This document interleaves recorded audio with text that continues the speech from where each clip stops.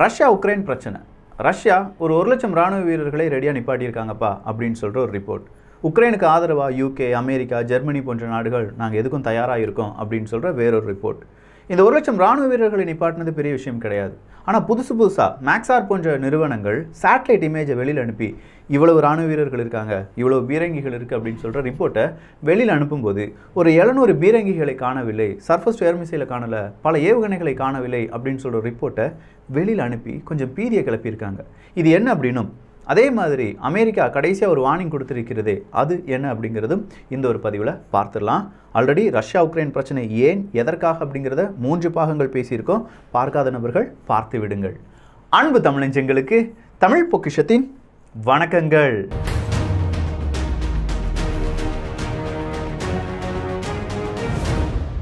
Russia Ukraine பிரச்சனையில் இந்த ஒரு இமேஜை நீங்கள் பார்த்தாலே 2021க்கு பிறகு அங்கே ஏற்பட்டிருக்கும் புதிய யூனிட்ஸ்னால் வேறு எதுவுமே இல்லை. இராணுவ தளவாடங்களாக இருக்கலாம், இல்லை குட்டி குட்டி ஏவுகணைகளை நிலைநிறுத்தி இருக்கக்கூடிய இடங்களாக இருக்கலாம். இதெல்லாம் மேக்ஸார் போன்ற சேட்டலைட் நிறுவனங்கள், இல்லாட்டி இந்த ஸ்பேஸர் பெரிய அளவு ரிசர்ச் பண்ணுறோம் அப்படின்னு சொல்கிற நிறுவனங்கள் வெளியிட்ட புகைப்படத்தின் அடிப்படையில் இந்த மாதிரியான இமேஜ்கள் வெளியிடப்படுகின்றன. இந்த இமேஜை வச்சுட்டு தான் இன்றைக்கி எல்லாருமே என்ன சொல்லிட்டு இருக்காங்க, சீக்கிரமாக ரஷ்யா உக்ரைன் போர் வரும் அப்படின்னு சொல்லியிருக்காங்க.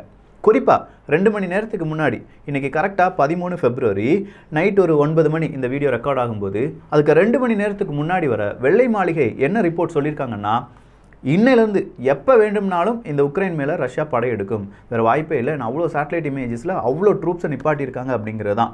கிட்டத்தட்ட 2 வாரத்துக்கு முன்னாடியே ட்ரூப்ஸை மட்டும் கிடையாது, ரஷ்யாவை பொறுத்த வரைக்கும் அவங்களுடைய ட்ரூப்ஸ் அவங்களுக்கு அடிபட்டுச்சுன்னா அவங்களுடைய பிளட் பேங்க், இல்லை அதுக்கு பிறகு என்னென்ன நடவடிக்கைகள் ஈடுபட வேண்டும் அப்படின்னு சொல்கிற எல்லா விஷயத்தையும் பக்காவாக ஸ்கெட்ச் போட்டிருக்காங்க. சரி, ஆனால் உக்ரைன் என்ன சொல்லியிருக்காங்கன்னா, இல்லைப்பா யுத்தம் ஆரம்பிச்சிருச்சு, ஆல்ரெடி ஹைப்ரிட் வார் போயிட்டு தான் இருக்குது அப்படின்னு சொல்கிறாங்க. இந்த ஒரு வார்த்தையை நல்லா கவனிச்சுக்கோங்க. எப்போவுமே அது நீங்கள் இந்த நாட்டில் கிடையாது, அதாவது இது ரஷ்யா உக்ரைன் பிரச்சனையில் மட்டும் கிடையாது, இந்தியா, பாகிஸ்தான், இந்தியா, சீனா, இலங்கை, இல்லாட்டி வேறு ஏதாவது நாடுகள் அப்படின்னு சொல்லி கனடா, வேறு ஏதாவது நாடுகள், எந்த நாடு வேணாலும் நீங்கள் எடுத்துக்கோங்க, அந்த நாட்டில் இந்த ஹைப்ரிட் வார் வருதா அப்படிங்கிறத கொஞ்சம் கவனிச்சுக்கோங்க. முதல் விஷயம், அவங்களுடைய எக்கனாமி அப்படிங்கிறத ரொம்ப பெரிய அளவில் அவங்க என்ன செய்வாங்கன்னா சிதைப்பாங்க. இப்போ உக்ரைனை பொறுத்த வரைக்கும் ரஷ்யா என்ன செய்கிறாங்க, பெலரஸ் பக்கமாக கிட்டத்தட்ட நிறைய விதமான ஆயுதங்கள், இல்லாட்டி நிறைய விதமான எல்லை பாதுகாப்பு வீரர்களாமே அனுப்பி நாங்கள் 10 நாட்கள் இராணுவ ஒத்திகையில் ஈடுபட போகிறோம் அப்படிங்கிற ஒரு அறிவிப்பை கொடுக்குறாங்க. ஸோ பெலரஸ் பக்கமாக இந்த மாதிரி இராணுவ ஒத்திகை போயிட்டு இருக்கும்போது அடுத்ததாக கிரீமியா பக்கத்திலிருந்து ஒரு 30 கப்பல்கள், ரஷ்யாவினுடைய கப்பல்கள் கிரீமியாவை சுற்றி போயிட்டு இருக்கு. என்னடா அப்படின்னு சொல்லி பார்க்கும்போது, இல்லை நாங்கள் கடற்படை ஒத்திகை செஞ்சு பார்த்துட்ருக்கோம் அப்படின்னு சொல்கிறாங்க. ஸோ இங்கே உக்ரைன் அப்படிங்கிற ஒரு நாட்டை 3 முனைகளிலும் சுற்றி நிற்கிறது ரஷ்யா. இப்படி 3 முனைகளிலும் ரஷ்யா அப்படிங்கிற ஒரு நாடு சுற்றி நிற்கிறது அப்படின்னு தெரிஞ்ச உடனே உக்ரைனில் இன்வெஸ்ட் பண்ணி இருக்கக்கூடிய நிறைய நபர்கள் என்ன செய்வாங்க, அவங்களுடைய இன்வெஸ்ட்மெண்ட்டை உக்ரைனை விட்டு வெளியில் கொண்டு போயிடுவாங்க. ஏன்னா எப்போ வேணாலும் போர் பதட்டம் வரும் அப்படின்னு சொல்கிற ஒரு நாட்டில் யாருமே என்ன செய்ய மாட்டாங்க, இன்வெஸ்ட்மெண்ட் பண்ண மாட்டாங்க. ஸோ இப்படி அவங்களுடைய எக்கனாமி பாதிக்கும்.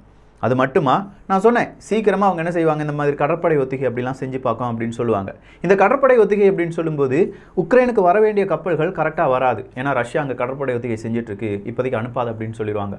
இது 1 மாதமாகவே செய்து வருகிறார்கள் என்றால் 1 மாதமாக கப்பல் போக்குவரத்து அப்படிங்கிறது நடைபெறாமலே போய்விடும்.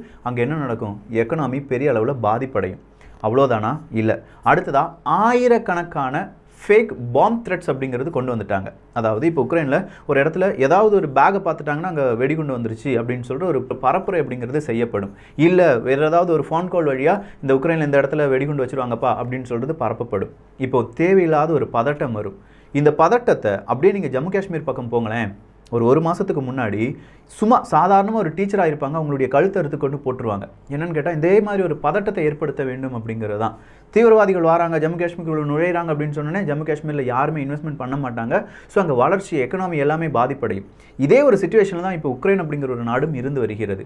சரி, இவ்வளோ விஷயங்களுக்கு பிறகு அடுத்ததாக இந்த ஹைப்ரிட் வார் அப்படிங்கிறத சைபர் அட்டாக் வழியாக ரஷ்யாவை சேர்ந்தவர்கள் செய்கிறார்கள் அப்படின்னு சொல்லி உக்ரைன் அரசாங்கம் குற்றம் சாட்டுகிறார்கள். அது என்ன சைபர் அட்டாக் அப்படின்னு சொல்லும்போது, அங்கே இருக்கக்கூடிய பெரிய பெரிய பவர் ஸ்டேஷனாக இருக்கலாம், இல்லை அங்கே இருக்கக்கூடிய பெரிய முக்கியமான சர்வர்ஸாக இருக்கலாம், பெரு நிறுவனங்களுடைய சர்வர்ஸ், இன்டர்நெட் ஆக்சஸாக இருக்கலாம். இது எல்லாத்தையுமே ரத்து பண்ணுறாங்க, இல்லாட்டி இது எல்லாத்தையுமே வேவு பார்க்கிறார்கள் ரஷ்யா. இதனால் அங்கே இருக்கக்கூடிய பல டேட்டாஸ் திருடு போயிருமோ அப்படின்னு சொல்கிற ஒரு பயத்துடனே இருக்கிறோம் இப்படின்னு சொல்லி சைபர் அட்டாக் நடக்குது. இதுவும் ஒரு ஹைப்ரிட் வார் தான் அப்படின்னு சொல்கிறாங்க. இப்படி இன்டைரக்ட் வார் வழியாக ரஷ்யா உக்ரைன் பிரச்சனை ஆரம்பிச்சிருச்சு. ஆனால் இப்போ இந்த உலக நாடுகள் பேசுவது எல்லாமே ஃபிசிக்கலாக ரஷ்ய வீரர்கள் உக்ரைனுக்குள்ளே வர்றதும் உக்ரைன் அதை எதிர்த்து போராடுவதும் அப்படின்னு சொல்லிட்டு இருக்காங்க. நேற்று ஜோ பைடன் அவர்களும் ரஷ்யாவினுடைய புட்டின் அவர்களும் தொலைபேசி வழியாக கடைசி காலை பேசிக்கொண்டார்கள். 1 மணி நேரம் அந்த கால் நீண்டுச்சு அப்படின்னு சொல்லி தமிழ் விதியில் நம்ம செய்தி போட்டோம். இந்த 1 மணி நேரம் அவங்க என்ன பேசினாங்கன்னா, இதை எப்படி டீஎஸ்கலேஷன் பண்ணலாம் அப்படிங்கிறது அவங்களுடைய ஒரு தீர்மானமாக இருந்ததே தவிர, இங்கே இருக்கக்கூடிய ட்ரூப்ஸை நீ பின்வாங்கணும், இல்லாட்டி நான் நேட்டோ படைகளை பின்வாங்குகிறேன் அப்படின்னு சொல்லி அமெரிக்காவின் சார்பாக எந்த விதமான ஒரு சிக்னலும் கிடைக்கல. நேட்டோ படைகளுடைய எக்ஸ்பேன்ஷன் தான் எனக்கு பிரச்சனைப்பா, வேறு எந்த பிரச்சனையும் இல்லை அப்படின்னு சொல்லி ரஷ்யா சொல்கிறாங்க. அதை நம்ம புறம் தள்ள முடியாது. ஏன்னா ரஷ்யா அப்படிங்கிற நாடே இருக்கக்கூடாது, ரஷ்யாவுக்கு எதிராக ஒரு அமைப்பை ஏற்படுத்த வேண்டும் அப்படின்னு சொல்லி உருவாக்கின ஒரு அமைப்பு தான் நேட்டோ. இந்த நேட்டோ இப்போ என்ன செய்யுதுன்னா, ரஷ்யாவை சுற்றி இருக்கக்கூடிய நாடுகள், முன்னாள் சோவியத் யூனியன் ரஷ்யா இருந்துச்சு பார்த்தீங்களா, சோவியத் யூனியன் ரஷ்யா எப்படி சிதறண்டு போனது அப்படிங்கிறதுக்கான வீடியோ நம்ம பேசியிருக்கோம். அதுக்கான லிங்கையும் நான் டிஸ்கிரிப்ஷனில் போட்டுறேன். ஸோ இந்த சோவியத் யூனியன் ரஷ்யாவிலேருந்து பிரிந்து போன நாடுகளை இப்போ நேட்டோ என்ன செய்கிறாங்கன்னா, எங்களுடைய நட்பு நாடாக மாறிடு, எங்களுக்கு ஆதரவாக திரும்பிடு அப்படின்னு சொல்கிறாங்க. இப்படி அவங்க நேட்டோ அவங்களை எக்ஸ்பேண்ட் பண்ணும்போது அமெரிக்கா என்ன குற்றம் சாட்டுகிறது, ரஷ்யா உக்ரைனில் ரஷ்யாவுக்கு ஆதரவான ஒரு அரசாங்கம் அமைய வேண்டும் அப்படிங்கிறதுக்காகத்தான் பல புரட்சிகளை இல்லாட்டி பலவிதமான பொய் செய்திகளை அனுப்புகிறார்கள் அப்படின்னு சொல்லி ரஷ்யா மீது கோபத்தை காண்பிக்கிறார்கள். ரஷ்யா, உக்ரைன், அமெரிக்கா அப்படின்னு சொல்கிறத விட இது டைரக்டாகவே சோவியத் யூனியன் ரஷ்யா மற்றும் யுனைடெட் ஸ்டேட்ஸ் ஆஃப் அமெரிக்கா அப்படின்னு சொல்லலாம். ஸோ இந்த 2 நாடுகளுக்கு இடையே இருக்கக்கூடிய இந்த போட்டி பொறாமையில் இப்போ எந்தெந்த நாடுகள் விழுந்திருக்கு பாருங்களேன். யூரோப், ஐரோப்பிய ஒன்றியத்தில் இப்படி ஒரு வார் வந்துருச்சுன்னா பெரிய பிரச்சனை. ஜெர்மனியினுடைய தலைவர்கள் இன்னும் ஒரு வாரத்தில் எங்கெல்லாம் போக போகிறாங்க, இதே உக்ரைனுக்கும் இதே ரஷ்யாவுக்கும் போக போகிறாங்க. பிரான்சினுடைய தலைவர் உக்ரைனுக்கும் ரஷ்யாவும் போயிட்டு வந்துட்டார். யூக்ரைனுடைய தலைவர்கள் ரஷ்யாவுக்கும் உக்ரைனுக்கும் பலவிதமான தகவலை அனுப்பிட்டாங்க. இன்னைக்கு இஸ்ரேலிருந்து ஒரு செய்தி வந்திருக்கு, மொசாட் வீரர்களை நீங்கள் மறுபடியும் என்ன செய்யணும், உக்ரைனில் இருக்கக்கூடிய நம்முடைய யூதர்களை காப்பாற்ற வேண்டும், உடனே காப்பாற்றுங்க அப்படின்னு சொல்கிறாங்க. உக்ரைனுக்கு வர வேண்டிய பல விமானங்கள் இன்று ரத்து செய்யப்பட்டிருக்கிறது. நல்லா கவனிச்சுக்கோங்க, ஒரு யுத்தம் வருதோ இல்லையோ, ஆனால் அந்த யுத்தத்தை பேஸ் பண்ணி நிறைய விஷயங்கள் நடக்கும். இதெல்லாம் நடக்கும்போது யுத்தம் வரும் அப்படிங்கிறத நம்மளால் கெஸ் பண்ண முடியும். அப்படி அரபு உலகத்தினுடைய பங்கு சந்தைகள் எல்லாமே இன்றைக்கி டவுனுக்கு போயிருக்கு. ஏன்னா மண்டேல ஒரு யுத்தம், இந்த வாரத்தில் ஒரு யுத்தம் வருது என்றால் பலவிதமான பிரச்சனைகள் வரும். அதனால் பங்கு வர்த்தகத்தில் நம்ம ஈடுபட வேண்டாம், பங்கு வர்த்தகத்தில் பெரிய ஒரு பிரச்சனை வரும், எண்ணெய் விலை வீழ்ச்சி அடையலாம், இல்லாட்டி எண்ணெய் விலைக்கான அந்த வர்த்தகம் அப்படிங்கிறது பாதிப்படையும், இப்படி அப்படின்னு சொல்லி பங்கு வர்த்தகம் எல்லாமே இன்னைக்கு ஃப்ரீஸாக நிற்கிது. இதுக்கு மத்தியில் தைவான் சீனா பிரச்சனை. சீனா இப்போ இந்த பிரச்சனையில் மூக்கு நுழைக்க மாட்டாங்க, ஏன்னா வின்டர் ஒலிம்பிக் நடந்துட்டு இருக்கு. வின்டர் ஒலிம்பிக் முடிந்த பிறகு நேராக அவங்க என்ன செய்வாங்க, ரஷ்யா உக்ரைன் பிரச்சனை நடந்துட்டு இருக்கும்போதே தைவானை ஆக்கிரமிப்பு செய்வார்கள். தைவான் அந்த பார்டரில் நடக்கக்கூடிய பிரச்சனையை உன்னிப்பாக கவனித்து வருகிறது அப்படிங்கிற செய்தியும் நம்மளால் பார்க்க முடியுது. ஸோ இந்த ஒரு கண்ணி பிரிந்து வந்தால், இல்லாட்டி ஒரு பபுள் இப்படி வெடிச்சிருச்சுன்னா நிறைய பபுள் வெடிச்சு இது 3வது உலக யுத்தமாக மாறும். இந்த 3வது உலக யுத்தத்திற்கு அச்சாணியாக இருக்கக்கூடிய காரியங்கள் என்ன அப்படின்னு கேட்டிங்கன்னா, ரஷ்யா உக்ரைன் பிரச்சனை, தைவான் சீனா பிரச்சனை, ஈரான் அமெரிக்காவினுடைய அணு ஆயுத போட்டி, அடுத்ததாக வடகொரியாவினுடைய மிசைல்ஸ். தொடர்ச்சியாக அவங்க என்ன செஞ்சுட்டு இருக்காங்க, மிசைலை டெஸ்ட் பண்ணிட்டு இருக்காங்க. போன மாதத்தில் மட்டுமே 7 முறைக்கு மேலே மிசைல்ஸ் அப்படிங்கிறத டெஸ்ட் பண்ணியிருக்காங்க. ஈரான் அவங்களுடைய புதிய மிசைல் எல்லாமே உலகத்துக்கு காண்பித்து வருகிறார்கள். வடகொரியாவுக்கு எதிராக 3 நாடுகள் திரும்புகிறது, அப்படி இப்படின்னு சொல்கிற செய்திகள் எல்லாமே இந்த உலகப் போரில் இல்லாட்டி இந்த போரை ஸ்டார்ட் பண்ணி வைக்கிற அந்த தருணத்துக்காக வெயிட் பண்ணிட்டு இருக்காங்க. சரி, இப்போ ரஷ்யா உக்ரைன் பிரச்சனையில் பெலரஸ் அப்படிங்கிறது வந்துருச்சு. பெலரஸை சுற்றி இருக்கக்கூடிய கட்டுப்பாடுகள் இல்லாட்டி அந்த சேட்டலைட் இமேஜை நீங்கள் பார்க்கலாம். இந்த பெலரஸ் மட்டும் கிடையாது, போலந்து நாட்டுக்குள்ளே நேட்டோ படைகள் வந்துட்டாங்க. யூகேக்குள்ள அமெரிக்காவினுடைய போர் விமானங்கள் வந்து நிற்கிறது. இது எல்லாத்தையும் பார்க்கும்போது கூட்டி கழிச்சு எல்லா நாடுகளும் என்னதான் செய்ய நினைக்கிறாங்க, ஒரு யுத்தத்தை ஸ்டார்ட் பண்ணுறதுக்காக நினச்சிட்டு இருக்காங்க. கோவிட் காலத்தில் இந்த யுத்தம் வேண்டாம் அப்படின்னு சொல்லி பல நாடுகள் சொன்னாலும், இந்த கோவிடால் ஏற்பட்ட பெரிய சிக்கலில் இருந்து இந்த போர் அப்படிங்கிறது பல மனிதர்களையும் டைவர்ட் பண்ணுறதுக்கும் இல்லை பலவிதமான அடுத்ததாக இந்த மணியை பம்ப் பண்ணுறதுக்கும் ஒரு காரணமாக இந்த போரை மாற்றலாம் அப்படின்னு சொல்லி பல சக்திகள் முயன்று வருகிறது. சைப்ரஸ் நாடு அவங்களுடைய அறிவிப்பை கொடுத்துட்டாங்க, உக்ரைன்லேருந்து எல்லாருமே காலி பண்ணிருங்கப்பா அப்படின்னு சொல்லி. அமெரிக்கா அவங்களுடைய தூதரக அதிகாரிகளுமே காலி பண்ண சொல்லிட்டாங்க. உக்ரைனில் இருக்கக்கூடிய எல்லா தூதரக அதிகாரிகளையும் வெளியேற்றுங்கள் அப்படின்னு சொல்லி யூகே அரசாங்கம் அறிவித்து விட்டது. இப்படின்னு சொல்லி தூதரக அதிகாரிகளை வெளியில் அனுப்புறாங்க. அடுத்ததா அங்க இருக்கக்கூடிய மக்களுடைய இமிகிரன்ட்ஸ் அப்படிங்கிற பிரச்சனை, அதாவது பெரிய அளவு அங்க யார் அகதிகள், இந்த ஒரு யுத்தம் வந்தால் அகதிகளாக மாற்றப்படக்கூடிய நபர்கள் எங்கே செல்வார்கள் அப்படிங்கிற அடுத்த பிரச்சனையும் உலகளாவிய ஒரு பிரச்சனையாக மாறுவதற்கான வாய்ப்புகள் இருப்பதாக சொல்லுகிறார்கள். அடுத்ததா ஒரு 700 பீரங்கிகளை காணவில்லை அப்படிங்கிற ஒரு ரிப்போர்ட் எல்லாமே CNN போன்ற செய்தி ஊடகங்கள் சொன்னதுக்கு பின்னாடி எல்னியா அப்படிங்கிற வேறொரு இடத்தை பார்க்க வேண்டியதாக இருக்கிறது. அந்த எல்னியா அப்படிங்கிறது புதிதாக உருவாக்கப்பட்டிருக்கும் ஒரு படைத்தளம் அப்படின்னு சொல்றாங்க. இப்படி புதிதாக பல படைத்தளங்கள் அப்படிங்கிறது உருவாக்கப்பட்டிருக்கிறது. இந்த படைத்தளங்களுடைய சேட்டலைட் இமேஜை வெளியில் அனுப்பும் போதே அங்கே கண்டிப்பாக யுத்தம் வருவதற்கான வாய்ப்புகள் இருப்பதாக எல்லாருமே அடித்து சொல்றாங்க. ஸோ ஒரு வாரத்துக்குள்ள இந்த யுத்தம் வந்துச்சுன்னா இந்த ஒரு வாரம் அப்படி இல்லைனா 2 வாரங்கள், 2 வாரத்துக்குள்ள ஒரு யுத்தம் இருக்கும். அப்படி இல்லையா இதை சமாதான பேச்சுவார்த்தை நடத்த போகிறோம் அப்படின்னு சொல்லி ஜெர்மனியிலேருந்து எல்லா நாடுகளும் சமாதான பேச்சுவார்த்தை நடத்தி ஒரு பக்கமாக ரஷ்யாவுக்கு ஆதரவான ஒரு அரசாங்கம் அமைவதற்கான வழியை நடத்துவார்கள்.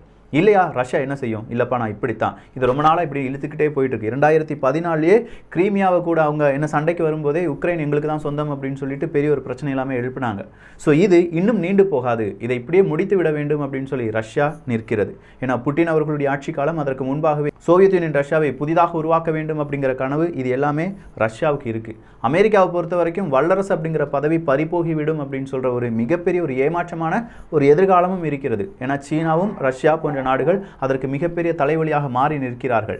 இது எல்லாத்தையும் சமாளிப்பதற்கு அமெரிக்கா போடும் கணக்கு உக்ரைன் அப்படிங்கிற ஒரு இரையை வைத்து தான். இந்த உக்ரைனில் நடக்க போகிற இந்த விஷயங்களை வைத்து மறுபடியும் ரஷ்யாவுக்கு பல பொருளாதார தடைகளை போட்டலாம். ரஷ்யா கூட இருக்கக்கூடிய சீனா, இல்லாட்டி ரஷ்யாவுக்கு கண்டிப்பாக சீனா உதவி பண்ணுவாங்க, பல நேரங்களிலும் பண்ணியிருக்காங்க. நேட்டோ எக்ஸ்பான்ஷனை எதிர்த்து குரல் கொடுத்த 2வது நாடு சீனா அப்படின்னு சொல்லலாம். ஸோ ரஷ்யா மீது இவங்க எல்லாரும் சேர்ந்து ஒரு பொருளாதார தடையை போட்டுட்டாங்க. ரஷ்யா உக்ரைனை ஆக்கிரமிப்பு செய்யும் போது பொருளாதார தடையை போடுவாங்க. அவங்களுக்கு உதவியாக இருக்கக்கூடிய நாடுகளுக்கு எல்லாருக்கும் எதிராக இவங்க செக் வைப்பாங்க. அது துருக்கியாக இருந்தாலும் சரி, S-400 வாங்குற இந்தியாவாக இருந்தாலும் சரி, இல்லை சீனாவாக இருந்தாலும் சரி, எல்லாருக்கும் சின்ன சின்ன செக் வைப்பதற்கு பல உலக நாடுகள் விரும்பும். ஒரே நேரத்தில் 2 மாங்காய் அடிப்பது எப்படி அப்படின்னு அமெரிக்கா இப்போ கொஞ்சம் கவனித்து வருகிறது. ஸோ சீனாவை பொறுத்த வரைக்கும் டைரக்டாக இந்த வாரில் இன்வால்வ் ஆவாங்களா அப்படிங்கிறதும் அடுத்த ஒரு கேள்வியாக இருக்கிறது. ஏன்னா இதுவரையிலும் யுத்தத்தில் எப்படி செயல்பட வேண்டும் அப்படிங்கிற எந்த முன்னனுபவமும் இல்லாத சீனா எப்படி ரஷ்யாவுக்கு உறுதுணையாக நிற்கப் போகிறது? சரி, அப்படியே உறுதுணையாக நிற்காவிட்டாலும் பிளாக் மார்க்கெட் வழியாக ஏதாவது உதவிகள் நடைபெறுமா என்று கேட்டால் அதற்கு இவங்க பயன்படுத்தக்கூடிய நாடு தான் ஈரான். ஈரான் அப்படிங்கிற நாடு ரஷ்யாவையும் சீனாவையும் இணைக்கும் பாலமாக இருக்கும் அப்படின்னும் பல நபர்கள் கருத்துக்களை கூறுகிறார்கள். எது எப்படி இருந்தாலும் இவ்வளோ பெரிய அப்டேட்ஸ் நடந்துக்கிட்டே இருக்குது. இன்னைக்கு நாளைக்கு அப்படின்னு சொல்கிற விஷயம் திடீர்னு பார்த்தா வந்துருச்சுப்பா, போர் தொடங்கிருச்சு அப்படிங்கிற ஒரு ஹெட்லைன் வந்தாலும் அதை பெரிய அளவு ஆச்சரியத்துடன் பார்க்க வேண்டாம். இந்த போர் ஆரம்பித்து விட்டது. எப்போது வெளியுலகத்துக்கு தெரிய போகிறது அப்படிங்கிறது மட்டும்தான் இங்கே இருக்கக்கூடிய கேள்வி. சீக்கிரம் யாராவது ஒரு நபர்கள் அறிவிப்பார்கள். இந்த ஒரு காணொளி பற்றி உங்களுடைய கருத்துக்கள் இங்கே வரவேற்கப்படுகின்றன. எல்லோரும் தமிழ் பொக்ஷத்தில் இணைந்திருங்கள். நல்லதை பகிர்ந்து நல்ல சமுதாயத்தை உருவாக்குவோம். நன்றி, வணக்கம்.